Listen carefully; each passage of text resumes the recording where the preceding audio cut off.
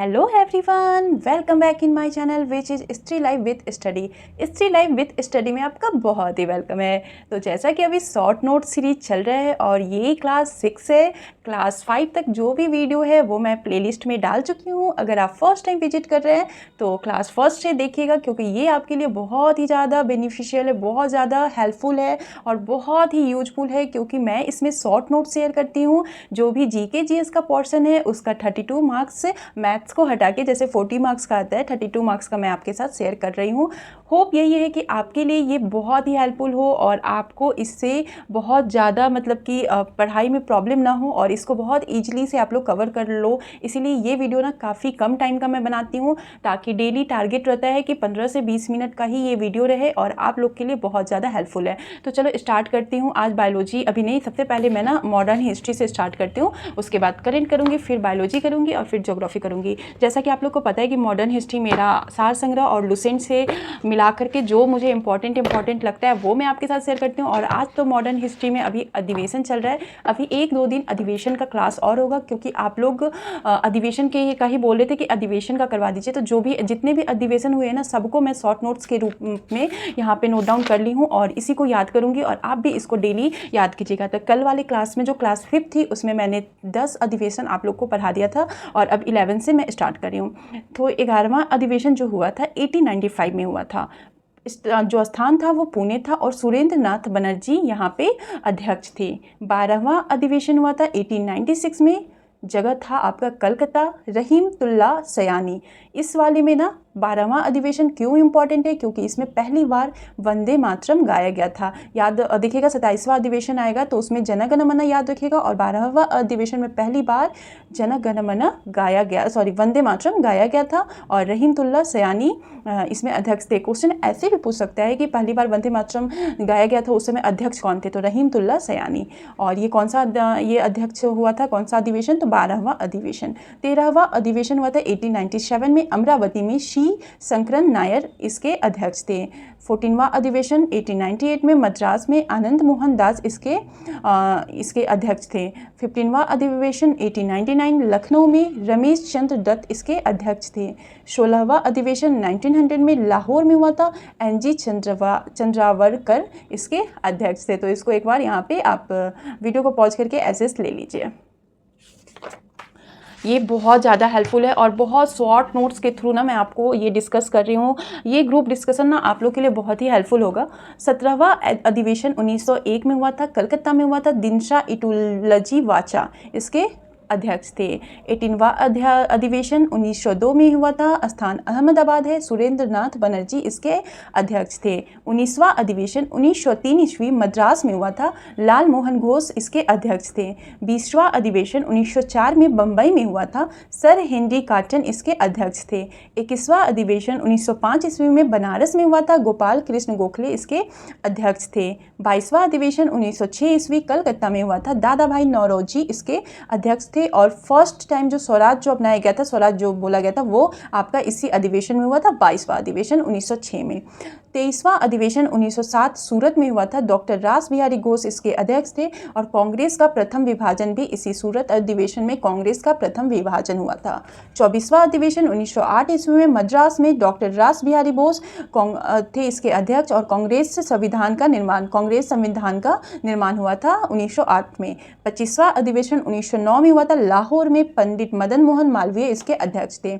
26वां अधिवेशन 1910 ईस्वी में इलाहाबाद में हुआ था और विलियम वेडरवन इसके अध्यक्ष थे। 27वां मैंने बताया था ना, 27वां अधिवेशन, उसमें देखना, हाँ यहाँ पे 27वां अधिवेशन 1911 में कलकत्ता में हुआ था, पंडित विष्णु नारायण धर जो है इसके अध्यक्ष थे और पहली बार जन गण मन गाया गया। तो रहीमतुल्ला सयानी के वक्त क्या गाया गया था, वंदे मातरम, और ये विष्णु नारायण धर के समय जन गण मन। तो आज ये 27 अधिवेशन तक मैं आपको करवाई हूँ। उम्मीद यही रहेगी कि कल जो है ना अधिवेशन पूरा करवा के इस अधिवेशन वाले टॉपिक को भी फिनिश कर दूंगी। उसके बाद जो भी इंपॉर्टेंट है मैं सब कुछ ना शॉर्ट नोट्स के थ्रू इंपॉर्टेंट पूरा मॉडर्न हिस्ट्री कवर करवा दूंगी।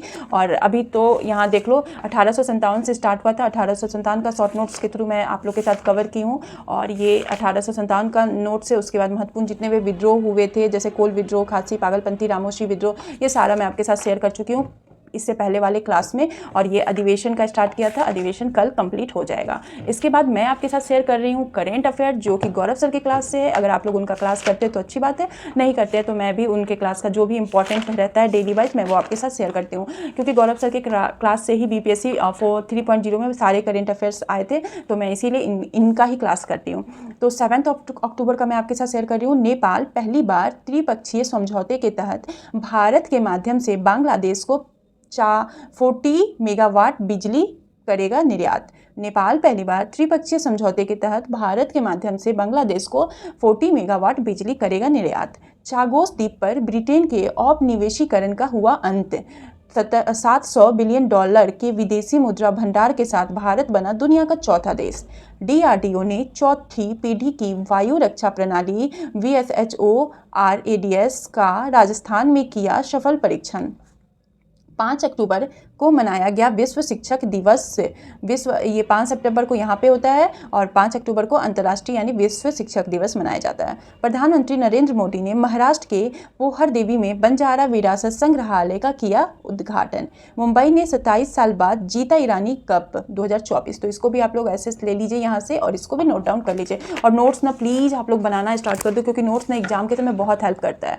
केंद्र सरकार ने महाराष्ट्र के अहमदनगर जिले का नाम अहिल्यानगर करने को दी मंजूरी। ये बहुत ही इंपॉर्टेंट है। तो कहाँ पे है अहमदनगर? महाराष्ट्र में। और अहिल्या अब वो किस नाम से जाना जाएगा, मतलब मंजूरी मिल गई है तो अहिल्यानगर। प्रधानमंत्री जन औषधि परियोजना के तहत देश भर में 13,822 जन औषधि केंद्र हुए स्थापित। जेम्स वेब स्पेस टेलीस्कोप ने की प्लूटो के सबसे बड़े चंद्रमा चारोन पर कार्बन डाइऑक्साइड और हाइड्रोजन परऑक्साइड की खोज। तो कहाँ पे की थी? तो जेम्स वेब स्पेस ने प्लूटो के सबसे बड़े चंद्रमा चारोन पर कार्बन CO2 और हाइड्रोजन परऑक्साइड की खोज की। उड़ीसा में हुई पहली बार राज्य प्रायोजित तेंदुए की गणना। तो इसको भी आप लोग इसको एसएस ले लीजिए और इसको भी आप लोग नोट डाउन कर लीजिएगा।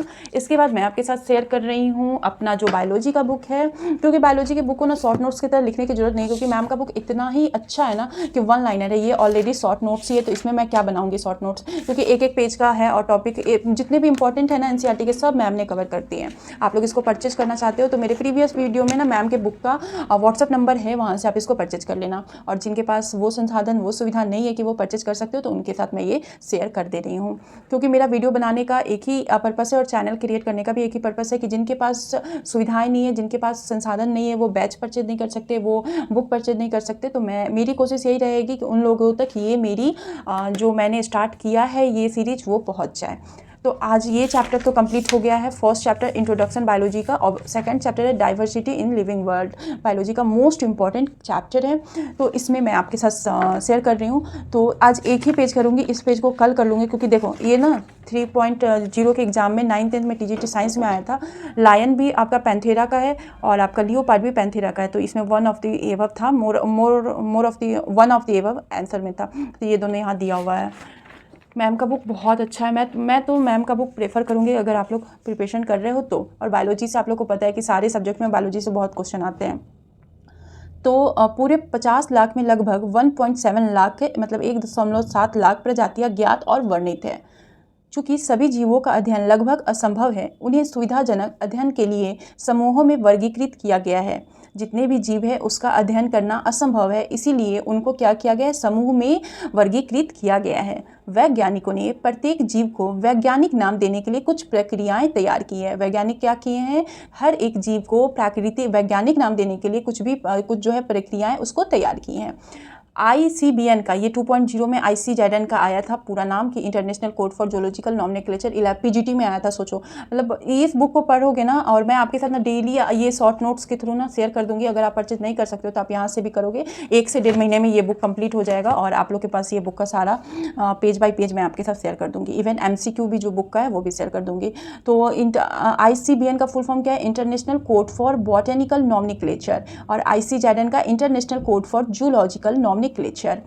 और जंतुओं के लिए, मतलब कि ICBN है आपका ये पौधों के लिए और ICJN है जंतुओं के लिए। उसके बाद है आपका 1773 में स्वीडिश वनस्पति शास्त्र कैरोलस लिनियस ने अपनी पुस्तक सिस्टेमा नेचुरे में द्विपद नामकरण मतलब कि बाइनोमियल नॉमेनक्लेचर का मतलब कि प्रणाली तैयार की थी। तो किसने की थी? बाइनोमियल नॉमेनक्लेचर किसने किया था? तो आपका कैरोलस लिनियस ने। कब किया था? तो 1773 में। रूल्स ऑफ नॉमेनक्लेचर, नॉमेनक्लेचर के क्या क्या रूल्स है? प्रत्येक जैविक नाम में दो शब्द होते हैं। पहला शब्द जीनस वंश है और दूसरा शब्द प्रजाति बनाता है। जैसे होमो सैपियंस में होमो क्या है? जीनस है और सैपियंस है आपका प्रजाति यानी स्पेसीज। एग्जांपल्स में मैग्नीफेरा इंडिका, मैंगो का क्या नाम है? मैंगो का जो साइंटिफिक नाम क्या है? मैग्नीफेरा इंडिका, मैग्नीफेरा इंडिका आम का। और होमो सैपियंस मैन का, हम लोग जो आदमी है ना उनका नाम क्या है? Homo sapiens. Rule of binomial nomenclature, द्विपद नामकरण के नियम, इसके क्या क्या नियम है? तो पहला जो है आपका हाथ से लिखे जाने पर नाम के शब्दों को अलग से रेखांकित किया जाना चाहिए और छपने पर इटैलिक में होना चाहिए। तो इसको अगर हाथ से लिखा जाएगा ना तो नाम का जो शब्द है वो अलग से रेखांकित लाइन खींचा जाएगा और छपने पर ये क्या होगा? कैसा लगेगा? इटैलिक में होना चाहिए। जीनस वंश का नाम बड़े अक्षर से शुरू होता है और प्रजाति का नाम छोटे अक्षर से। जो जीनस है जैसे कि यहाँ पे मैग्नीफेरा में देखे, ये मैग्नीफेरा में एम जो है वो कैपिटल लेटर से और यहाँ पे इंडिका में आई जो है वो स्मॉल लेटर से। तो आज आप इसको नोट डाउन कर लो, एसएस ले लो, एसएस मीन्स स्क्रीनशॉट ले लो और इसको नोट डाउन कर लेना। ऐसे ही करके या नोट्स भी बनाओगे ना तो तुम्हारा बहुत अच्छे से कवर हो जाएगा और बहुत इंपॉर्टेंट ये है बुक। इसके बाद मैं आपके साथ शेयर कर रही हूँ ज्योग्राफी, जो कि क्लास 4 या 5 तक मैंने करवा दिया था, 5 तक हो गया है और 6 का नेपाल हो गया था, नेपाल तक हो गया था। अब मैं जो नेक्स्ट पड़ोसी राज्य है, देश है, सॉरी राज्य नहीं देश है, वो है भूटान। तो भूटान के बारे में बता दूं तो भूटान भी है 3 साइड भारत का है और 1 साइड चाइना से है। 3 साइड से भारत है और 1 साइड चाइना है और लैंडलॉक कंट्री है, बफर स्टेट है। लैंडलॉक कंट्री मतलब चारों तरफ से लैंड ही है, मतलब समुद्र जो होता है ना वो नहीं है। और भूटान यहाँ पे है, ये जो हमारा भारत का मैप का इस साइड में यहाँ पे देखो भूटान है और इसका जो सीमा जो मतलब कि इससे जो राज्य 699 किलोमीटर इसका ये है 699 किलोमीटर ये बाउंड्री शेयर करता है। और सिक्किम, वेस्ट बंगाल, असम और अरुणाचल प्रदेश। सिक्किम यहाँ पे देखो, यहाँ पे सिक्किम है, यहाँ पे वेस्ट बंगाल है, यहाँ पे आपका आसाम है और यहाँ पे आपका अरुणाचल प्रदेश। यहाँ पे ऐसे ये हो जाएगा।